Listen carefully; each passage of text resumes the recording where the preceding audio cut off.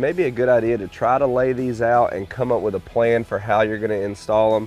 But keep in mind, this doesn't have to be perfect. If you end up with gaps or irregular sizes, that's not a big deal. These are super easy to cut, and by the time it's all up, you're not going to notice small imperfections.